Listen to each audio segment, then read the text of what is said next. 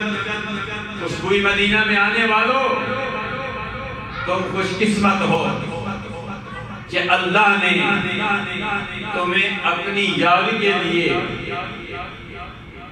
یہاں بلا لیا ہے۔ آتے ہیں وہی جن کو سرکار بلاتے ہیں، محبوب کی محفل کو محبوب سجاتے ہیں۔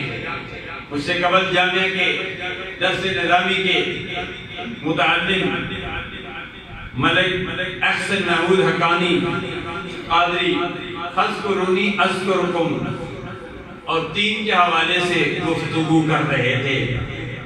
3 کے حوالے سے بڑی لمبی تقریر ہے، کسی موضوع کو بھی دیا جائے وہ موضوع مکمل کرنا مشکل ہے۔